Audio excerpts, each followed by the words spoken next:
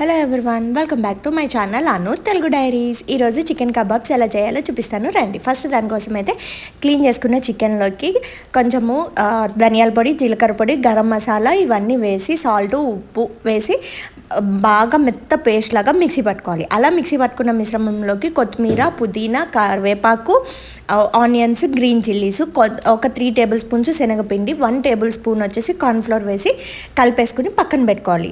పక్కన పెట్టుకున్న తర్వాత ప్యాన్ మీద ఆయిల్ వేసి షాలో ఫ్రైకి సరిపడా ఆయిల్ వేసి హీట్ చేసుకోవాలి. అలా ఆయిల్ హీట్ అవుతున్నప్పుడు మన చేతికి కూడా కొద్దిగా ఆయిల్ అప్లై చేసుకుంటూ ఇలాగా ఈ చికెన్ పేస్ట్ అనేది వడల్లా చేసుకుని 2 సైడ్స్ రోస్ట్ అయ్యేలాగా మీడియం టు లో ఫ్లేమ్లో పెట్టుకుని రోస్ట్ చేసుకోవాలన్నమాట. మధ్య మధ్యలో బాగా తిప్పుతూ ఉండాలి, లేకపోతే మాడిపోతాయి.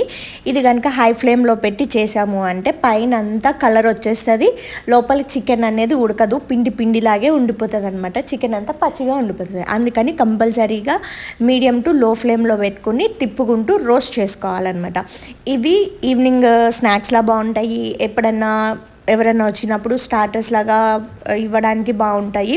అండ్ పిల్లలకైతే సాస్ తోటి ఇస్తే చాలా బాగా ఎంజాయ్ చేస్తారనమాట.